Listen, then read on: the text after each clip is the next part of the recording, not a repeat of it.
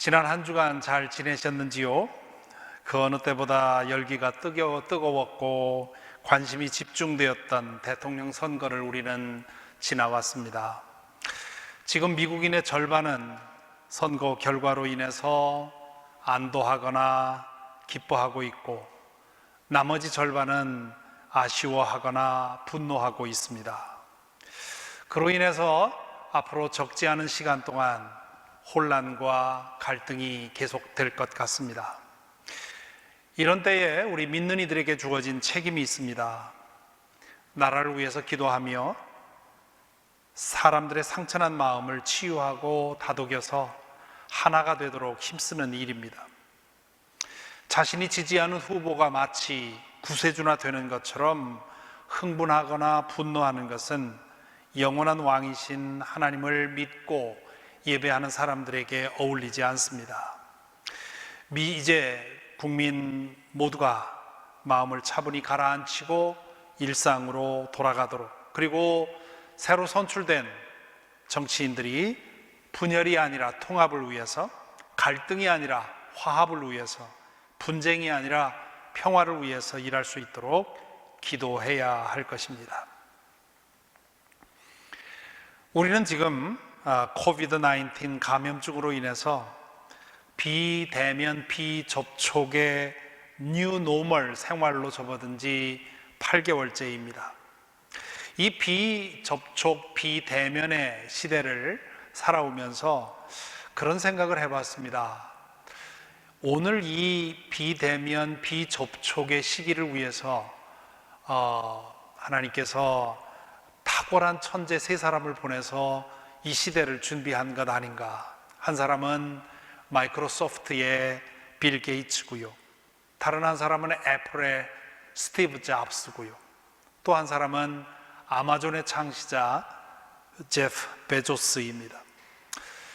역사를 보면 가끔 어느 시대의 천재들이 한꺼번에 몰려서 역사를 움직이는 것을 보게 됩니다. 미국 건국의 초기가 그렇지요. 어떻게 그렇게 짧은 시간 안에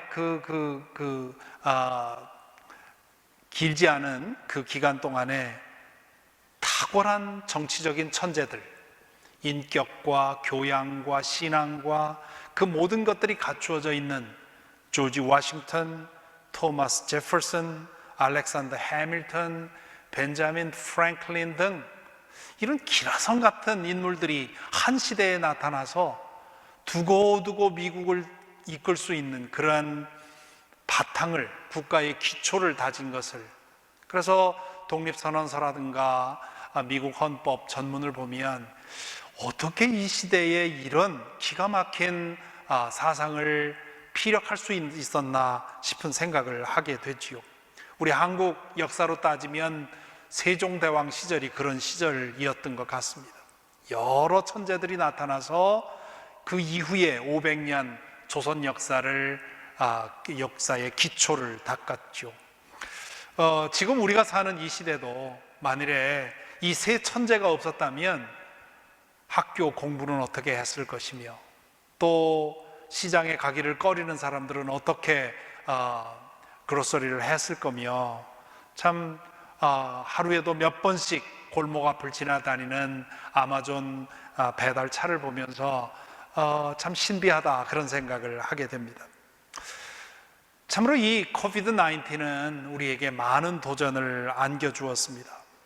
개인적인 도전, 많은 분들이 겪고 있지요. 코로나 블루, 코로나 스트레스, 코로나 우울증 같은, 사소하게 저도 겪었습니다만은 이 코로나가 주는 스트레스 때문에 개인적으로 여러 가지 어려움을 겪고 있는 사람들이 있습니다. 또 가정적으로도 가정 안에 함께 지내다 보니까 오히려 가정 불화가 더 심해지고 이혼의 사례가 더 급증하는 그런 일이 있다고 하는 얘기를 들었습니다. 학교는 또 어떻습니까? 이 비대면, 비접촉의 상황에서 교육을 지속하기 위해서 많은 노력을 하고 있고요, 그로 인해서 교사들이 매우 힘들어합니다. 제가 아는 몇몇 교사들 말씀을 들어보면 오후가 되면 아주 녹초가 될 정도로 하루 종일 모니터 앞에서 강의하는 것이 너무너무 힘들고, 또 그것 끝나고 나면 준비해야 하는 이런 여러 가지 도전을 받고 있죠. 직장, 사회, 국가 등 우리는 많은 도전 앞에 놓여 있습니다. 그런데 이 코로나 19의 도전은 우리 교회와 신앙에도 큰 도전을 안겨줍니다. 코비드 19이 우리 교회와 신앙에 특별히 도전이 되는 이유가 크게 두 가지 있습니다. 첫째는 교회의 본질은 사귐에 있다는 사실입니다. 인격적인 사귐을 통해서 한 몸으로 연합해서 주님의 일을 행하는 것이 교회입니다. 그래서 교회를 믿음의 공동체라고 부르지요. 공동체라는 말은 단순한 모임이 아닙니다. 서로 긴밀하게 연결되어서 운명을 같이 하는 것을 공동체라고 하지요. 믿음의 공동체라고 부르는 이유는 우리를 하나 되게 하는 힘이 믿음에 있다는 것입니다. 코비드 19이 가장 먼저 우리로부터 빼앗아간 것은 인격적인 사귐입니다. 대면해서 접촉해서 사귀는 사귐을 우리에게서 빼앗아갔습니다. 그렇기 때문에 교회됨의 가장 중요한 요소를 제거한 것이지요. 두 번째로 이 코비드 19이 우리에게 도전이 되는 이유는 인간은 육신을 가진 존재이기 때문에 그렇습니다. 우리는 몸으로 확인해야만 만족이 되는 존재입니다. 헤어지고 나면 다시 보고 싶고요. 보고 나면 손이라도 잡고 싶고요. 손을 잡고 나면 허그라도 하고 싶은 것이 인간의 기본적인 욕망입니다. 그래서 이 비대면 비접촉의 기간 동안 사랑하는 사람들과 영상으로만 만나는 그런 경험을 하는데, 이 영상으로만 만나는 것 가지고는 만족되지 않는 것이 있다는 것이죠. 우리는 상상하는 것만으로는 만족할 수가 없습니다. 손으로 만져야 하고요, 입으로 먹어봐야 합니다. 그래서 우리 한국 속담에 몸 가는데 마음 간다 하는 말이 있죠. 영어 속담에는 또 out of sight, out of mind라는 말이 있습니다. 인간 존재의 본질을 드러낸 말입니다. 몸으로 서로 접촉해야만 우리는 만족할 수 있고, 그래야만 우리 인간성의 기본, 이 본성이 개발될 수가 있습니다. 이 코비드 19는 우리에게서 이 육체적인 접촉을 빼앗아갔습니다. 한 공동체로 엮여서 긴밀한 사귐을 나누지 못하면 우리의 인성은 병들게 되어 있습니다. 그러므로 이 몸으로 모이는 모임이 오래 이루어지지 않는다면 결국 교회 공동체는 힘을 잃게 되고요, 교회 공동체가 힘을 잃으면 우리 교회를 구성하고 있는 사람들의, 우리 교인들의 신앙도 역시 느슨해질 수밖에 없습니다. 이것이 어쩔 수 없이 영상 예배를 드리기는 하지만 이것에 만족할 수 없는 이유이지요. 상황이 나아지면 다시 이 자리에 모여서 함께 호흡을 하고 함께 교제를 하는 그런 모임이 필요하다고 하는 것을 우리는 인정할 수밖에 없습니다. 그러므로 다시 대면해서 함께 예배드리는 날이 올 때까지 우리에게 과제가 있습니다. 이건 교회의 과제이기도 하고요, 그리고 여러분 각자의 과제이기도 합니다. 어떻게든 몸으로 함께 하지 못하는 이 공백을 다른 것으로라도 채우도록 힘써야 하는 것이죠. 그렇게 안 하면 우리 교회는 이 팬데믹이 끝난 후에 아주 약화되어 있을 것이고요, 교회가 약화되어 있으면 우리 모두의 신앙도 약화될 것입니다.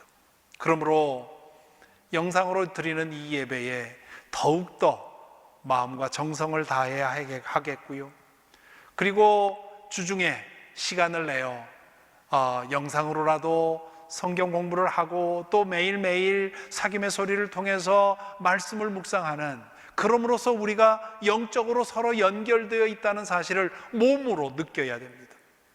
그리고 한 달에 한 번씩 예정되어 있는 이 드라이브인 성찬식에 시간을 내어 참여할 수 있도록, 그거 나와서 한 30분 지내다 돌아가는 거, 그게 뭐 중요하냐 생각할 수 있지만, 그러한 불편을 감수하는 것을 통해서 우리가 한 몸의 공동체라고 하는 것을 체험하고 고백하고 확인하게 되는 것입니다.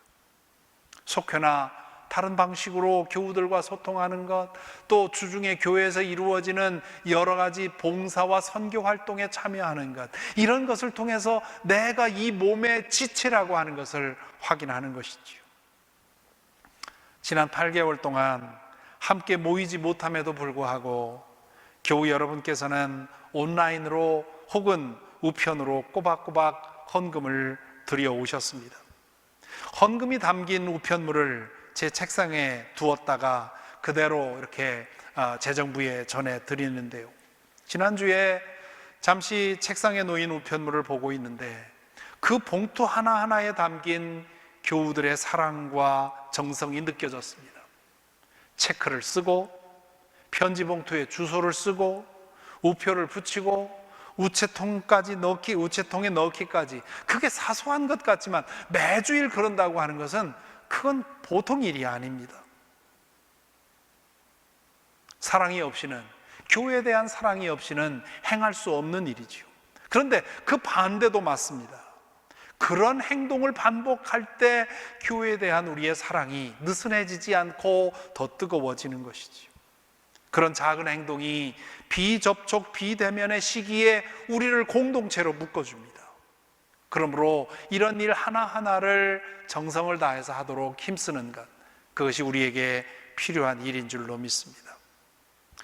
오늘 읽은 본문에서 베드로 사도는 믿음의 공동체에 대해서 말합니다. 그동안에는 우리 각자가 어떻게 믿음 안에서 거듭났는지, 그리고 거듭난 우리는 어떻게 살아야 하는지 모든 행실을 거룩하게 하며 그리고 사랑으로 열매를 맺으라는 그런 말씀을 그동안 했지요. 그러면서 이제 오늘 읽은 말씀에서는 믿음의 공동체에 대한 얘기를 합니다. 교회, 즉 믿음의 공동체에 대해서 말하면서 베드로 사도는 이 짧은 2절에서 5개의 비유를 사용을 합니다. 첫째로 예수 그리스도는 산 돌이라고 말씀하십니다. 4절에 보면 주님께 나오십시오. 베드로전서 2장 4절 펼쳐서 오늘 이 4절과 5절을 집중해서 좀 보아야 되는데요, 보시기 바랍니다. 4절에 보면 주님께 나오십시오. 그는 사람에게는 버림을 받으셨으나 하나님께는 택하심을 받은 살아있는 귀한 돌입니다. 그렇게 말합니다. 여기 돌에 대한 여러 수식어가 나오는데요, 사람에게는 버림받으셨으나 하나님께는 택함을 받은 살아있는 귀한 돌이다, 그렇게 얘기를 합니다. 산 돌, 살아있는 돌, 이게 무슨 뜻입니까? 우리가 그 지식이 많은 사람들, 그냥 뭐에 대해서 물어보면 금방금방 답이 나오는 그런 사람들을 가리켜서 뭐라고 합니까? 저 사람은 살아있는 백과사전이야, 걸어다니는 백과사전이야, 이렇게 말하지 않습니까? 그런 표현입니다. 예수님은 살아있는 돌이라는 뜻이지요. 돌의 역할을 하는 사람이라는 뜻입니다. 그 돌이 무슨 역할을 합니까? 베드로 사도는 예수님을 돌에 비유한, 살아있는 돌에 비유한 그 출처를 6절과 7절에서 말합니다. 6절에 보면 이사야서 28장 16절을 인용하는데요, 이렇게 되어 있습니다. 보아라, 내가 골라낸 귀한 모퉁이 돌 하나를 시온에 둔다. 그를 믿는 사람은 결코 부끄러움을 당하지 않을 것이다. 내가 골라낸 귀한 모퉁이 돌 하나를 시온에 둔다. 그런데 그게 돌이 아닌 것을 그 다음 문장이 알려주지요. 그를 믿는 사람은, 그 돌은 그리스도 메시아를 가리키는 말입니다. 7절에 보면 시편 118편과 이사야서 8장을 인용합니다. 집 짓는 자들이 버렸으나 모퉁이의 머릿돌이 된 돌이 바로 예수님이라는 뜻이고요. 그래서 예수님은 걸리는 돌과 넘어지게 하는 바위가 된다. 그분을 믿는 사람들에게는 디딤돌이 되지만 그분을 믿지 않는 사람들에게는 걸리는 돌과 넘어지는 바위가 된다, 그런 뜻입니다. 그래서 지금 여기서 베드로 사도는 예수님이 모퉁이 돌이다, 혹은 모퉁이의 머릿돌이다, 그렇게 비유를 하는 겁니다. 이 머릿돌이라고 하는 말을 들으면 우리 한국이나 미국에서 보는, 서양에서 보는 그런 머릿돌을 생각하게 됩니다. 그림을 좀 보여주시죠. 우리 머릿돌을 생각하면 이것을 생각하게 되지요. 그런데 이 팔레스타인에서의 건축 방식에서 모퉁이 돌 혹은 모퉁이의 머릿돌은 다른 의미입니다. 그림을 좀 보여주십시오. 네, 두 개의 그림이 있는데요. 하나는 이 건물의 입구에 있는 아치형 문의 통로의 맨 위에 있는 중앙에 있는 돌을 말합니다. 그게 키스톤이라고 하는 건데요. 그 돌이 머릿돌이라는 이름을 가지게 되고요. 또 이 옆에 있는 그림을 보면 대개 이 팔레스타인 지방에서는 건물을 지을 때 돌을 깎아서 짓습니다. 우리 한국이나 미국에서는 벽돌을 만들어 짓거나 나무로 짓는데 이 팔레스타인은 돌이 많기 때문에 돌을 깎아서 집을 짓지요. 그럴 때 가장 견고하고 크고 아주 잘난 돌을 모퉁이에 세우고, 그리고는 그 모퉁이 돌을 기준으로 해서 벽돌을 쌓아 올립니다. 그래서 지금 여기 이 성경에서 말하는 모퉁이의 머릿돌이 무엇이냐 하는 그런 그 질문이 있는데, 이 아치 모양의 머릿돌을 가리킬 수도 있고, 그러나 지금 이 이사야서에 나오는 말씀대로 하면 내가 선택한 귀한 돌, 그 돌을 시온에 둔다, 그렇게 얘기한 걸 보면 이 건물의 기초가 되는 그림을 그림이라 할 수 있습니다. 그 그림을 좀 보여주십시오. 예. 그래서 지금 이 건물 모양이 나오는데요. 저 모서리에 있는 큰 돌이 있지 않습니까? 건물을 지을 때 기초를 닦아놓고 건물을 설계한 다음에 저렇게 중요한 큰 돌을 모서리에 놓고는 그것을 기준으로 해서 건물을 쌓아 올리는데, 이것이 바로 모퉁이 돌입니다. 하나님께서는 새로운 성전을 지으실 텐데 그 새로운 성전의 기초가 되는 모퉁이 돌이 바로 메시아가 될 것이라, 그런 뜻입니다. 그래서 메시아를 보내셔서 새로운 성전을 지을 거라고 말씀을 하십니다. 그래서 그런 뜻에서 베드로 사도는 예수님은 모퉁이 돌이다, 그렇게 얘기를 하고 있고요. 두 번째 비유는 믿는 사람들도, 예수를 믿는 사람들도 살아있는 돌이 된다는 겁니다. 5절에 보십시오. 살아있는 돌과 같은 존재로서 여러분도 집 짓는 데 사용되어, 그렇게 되어 있습니다. 이 비유는 우리에게 생소한데, 왜냐하면 아까 말씀드린 것처럼 팔레스타인에서는 나무나 벽돌로 집을 짓는 것이 아니라 돌로 집을 짓습니다. 그러므로 우리식으로, 우리 문화에 맞춰서 이 비유를 바꾸면 여러분은 살아있는 벽돌입니다. 여러분들로 인해서 집이 지어지는 겁니다, 이런 뜻입니다.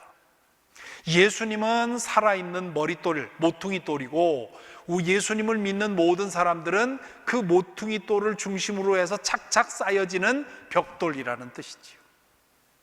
세 번째는, 교회는 신령한 집, 곧 성전이라고 비유를 사용을 합니다. 5절 계속 읽어보면 살아있는 돌과 같은 존재로서 여러분도 집 짓는 데 사용이 되어서 신령한 집이 됩니다. 그렇게 얘기를 합니다. 여기 신령한 집이라고 하는 것은 성전을 말합니다.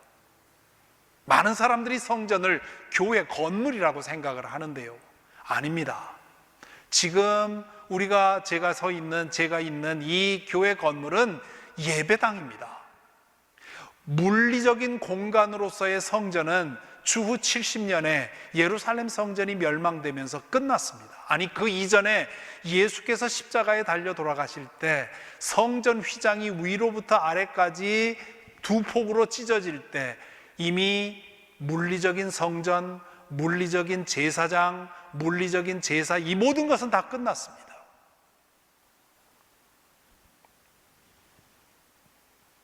그러면 왜 교회를 성전이라고 하느냐? 말씀드린 것처럼 교회는 건물을 가리키는 것이 아니라 믿는 사람들의 공동체를 가리킵니다. 믿는 사람들의 공동체가 바로 성전이라는 것이지요. 그 성전은 모퉁이 돌인 예수 그리스도를 중심으로 해서 예수 그리스도를 믿는 사람들이 연합해서 세워지는 것입니다. 이 비유에 의하면 교회가 교회다워지려면, 믿음의 공동체가 되려면, 거룩한 성전이 되려면 두 가지 조건이 필요합니다. 하나는 모든 벽돌이 모퉁이 돌을 중심으로 맞추어져야 합니다. 다시 말하면 교회를 구성하고 있는, 믿음의 공동체를 구성하고 있는 모든 신자들이 예수 그리스도에 대한 바른 믿음과 예수 그리스도의 가르침에 대한 철저한 순종으로 열이 맞춰져 있어야 된다는 것이죠. 그게 맞춰져 있지 않으면 이 성전이 무너져 버리는 겁니다. 둘째로, 벽돌과 벽돌 사이에는 빈틈없이 연결이 되어야 합니다. 베드로 당시에는 돌과 돌 사이를 메꾸어주는 모르타르가 아직 개발되지 않았을 가능성이 크다고 합니다. 그래서 그런 기술이 없었기 때문에 돌을 깔끔하게 잘라서 아주 아귀를 딱 맞춰주어야만 건물이 제대로 서 있게 되는 것이지요. 무슨 뜻입니까? 우리 교회를 구성하고 있는 교인들 사이에 친밀한 인격적인 교제가 있어야 된다는 말입니다. 자, 그리고 지금 세 가지 비유를 봤죠. 예수님은 모퉁이 돌이다. 믿는 사람들도 돌이다. 그리고 교회는 성전이다. 그리고 네 번째 비유는 뭐라고 하느냐 하면 교회로서 행하는 모든 일은 제사라고 말합니다. 5절에 보십시오. 다시 보면, 그래서 여러분은 예수 그리스도로 말미암아 하나님께서 기쁘게 받으실 신령한 제사를 드리는, 교회에서 행하는 혹은 교회를 통해서 행하는 모든 일은 하나님을 기쁘시게 하는 제사라는 겁니다. 예배, 찬양, 사랑의 섬김, 선교, 구제 등 이 모든 일들이 바로 하나님을 기쁘시게 하는 제사입니다. 우리의 제사는 더 이상 짐승을 죽여서 드리는 제사가 아니라 우리의 삶으로 드리는, 바울 사도가 말한 대로 우리의 몸으로 드리는 제사인 것입니다. 마지막으로 다섯 번째로 또 하나의 비유가 나오는데, 믿는 이들은 모두 거룩한 제사장이다, 그렇게 얘기를 합니다. 5절 다시 보십시오. 그래서 여러분은 예수 그리스도로 말미암아 하나님께서 기쁘게 받으실 신령한 제사를 드리는 거룩한 제사장이 되십니다. 저는 목사고요, 여러분들은 목사가 아니지요. 하지만 저와 여러분, 우리 모두는 다 제사장입니다. 교회 예배당이 성전이 아니듯이 목사는 제사장이 아닙니다. 얼마나 많은 사람들이 목사를 제사장으로 생각하는지 모릅니다. 목회자들이 그렇게 가르치기도 했죠. 아닙니다. 목사라고 하는 직책은 초대교회 이후에 나온 새로운 직책이고요, 필요에 의해서 만들어진 직책이고요, 제사장은 예수 그리스도께서 단번에 십자가에서 완전한 제사를 드림으로 제사장 제도는 끝났습니다. 물리적인 제사장, 아론의 자손을 통해서 이어져 내려오던 제사장 제도는 끝난 겁니다. 제사장은 더 이상 없습니다. 그런데 신령한 제사장직은 아직도 이어지고 있어요. 그게 뭐냐 하면 모든 믿는 사람들은 예수 그리스도를 모퉁이 돌로 해서 성전으로 엮여서 하나님께 제사를 드리는 제사장입니다.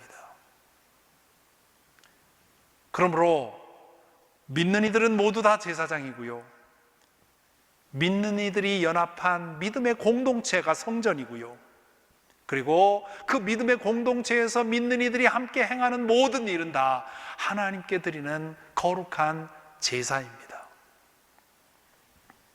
그래서 베드로 사도는 오늘 말씀에서 주님께 나오십시오 그렇게 얘기를 하죠. 여러분 모두 주님께 나오십시오. 주님께 나오면 어떻게 되느냐? 우리는 모퉁이 돌인 주님께 맞추어져서 성전으로 지어지는 겁니다. 그리고 그 성전에서 우리는 하나님을 기쁘시게 하는 제사를 드리게 되는 것이지요. 기독교 신앙에 두 기둥이 있습니다.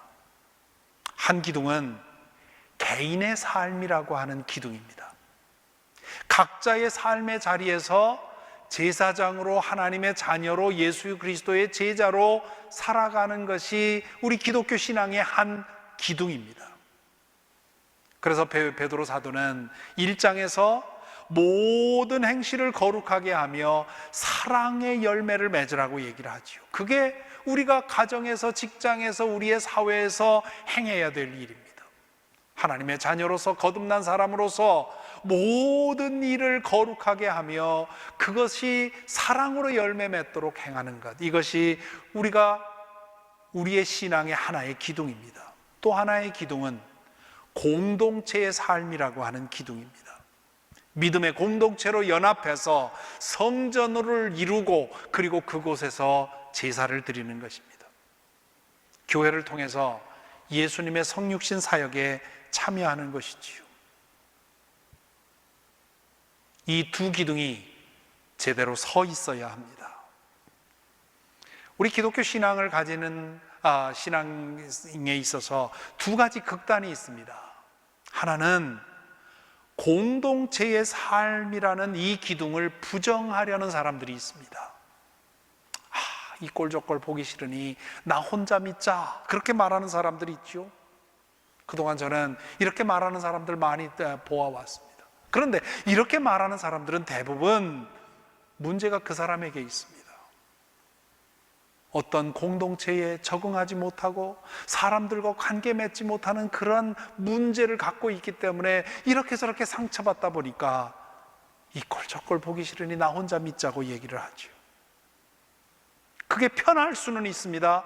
그러나 그렇게 해가지고는 결국 자기 의에 빠지고요, 성장하고 성숙하지 못합니다. 어렵고 힘들더라도 다른 사람들과 부딪혀가면서 거기서 상처도 받고 주고받으면서 마모되고 깨어지고 해야만 우리가 거듭나고 새로워질 수 있습니다. 공동체의 삶은 우리 그리스도인의 삶에 꼭 필요한 것입니다. 반면에 또 다른 극단이 있는데요, 공동체에서의 삶만 있는 사람들이 있습니다. 이것이 한국교회의 문제점 중에 하나지요. 교회로 모였을 때만 교인이고 자기 가정에서, 직장에서, 이 사회에서는 교인다운 삶이 없는 그러한 문제가 우리 한국교인들에게, 아니 한국교인만이 아니라 미국교인들에게도 많이 있습니다. 그런 사람들이 모여서 교회가 되면 교회의 체질까지도 타락시킵니다. 교회가 신령한 집으로서 성전의 역할을 감당해야 되는데 그 성전의 역할을 감당하지 못하는 것이지요. 건강한 신앙은 이 두 기둥이 잘 서 있어야 합니다. 개인적으로 내가 어디 가든지 무엇을 하든지 예수 그리스도의 제자로 살고, 그리고 지속적으로, 정기적으로, 주기적으로 공동체로 모여서 하나님을 기쁘시게 하는 제사에 참여하는 것, 이것이 우리 건강한 신앙의 두 기둥이라 할 수 있습니다.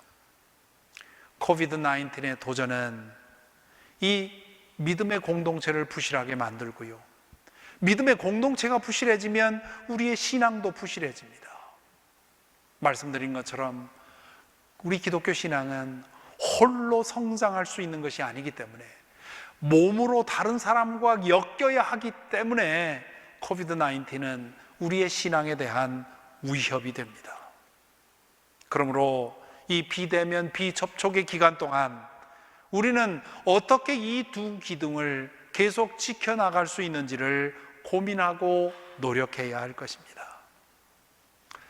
오늘 말씀을 마무리하면서 몇 가지 질문을 드립니다. 첫째로, 내 신앙의 두 기둥은 든든히 서 있나 생각해 보시기 바랍니다. 나는 혹시 교회로 모였을 때만 신자다운 것은 아닌가? 혹은 나는 교회를 그저 최소한만 생각하고 그 내 생각대로, 내 편의대로 살아가려고 하는 것은 아닌가? 둘째로, 나는 모퉁이 돌이신 그리스도에게 제대로 맞춰져 있는가? 많은 사람들이 예수 믿는다고 하지만 다 자신의 철학과 자신의 이념과 자신의 신념대로 믿습니다. 예수 그리스도에게 열을 맞춰서 나의 신념과 나의 철학과 나의 이념을 맞추려고 하는 것이 아니라 나에게 필요한 만큼, 내가 받아들일 만큼만 받아들이고 받아들이기 싫은 것은 안 받아들이면서 예수님을 나에게 맞추려고 하는 그런 시도가 얼마나 많은지 모릅니다. 모퉁이 돌이신 예수 그리스도에게 제대로 맞춰져 있는, 매일같이 나 자신을 돌아보면서 혹시나 그동안 삐뚤어진 것은 아닌가, 혹시나 틈은 벌어진 것 아닌가, 우리 자신을 돌아보는 그런 저와 여러분이 되기를 바랍니다. 세 번째는, 다른 벽돌들과 제대로 연결되어 있는가? 혹시나 내가 그 틈이 벌어져서 찬바람이 휙휙 들어가는 그런 원인이 되고 있는 것은 아닌가? 이웃 사람을 불편하게 하고 있는 것은 아닌가? 돌과 돌이 딱 들어맞았을 때 그 서로에게 편하고 그리고 집 전체를 온전히 지탱할 수 있는데 틈이 벌어지거나 삐뚤어지거나 어긋나게 되면 공동체 전체에도 피해가 되고요, 나 자신에게도 피해가 됩니다.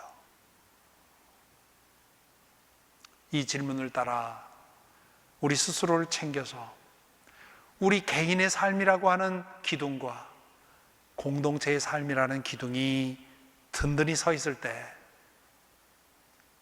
우리는 우리 각자의 삶의 현장에서 거룩과 사랑의 요구를 채우면서 또한 교회로 모여 거룩한 성전을 이루어서 교회를 통해서 하고자 하시는 하나님의 일을 이루는 저와 여러분이 될 줄로 믿습니다.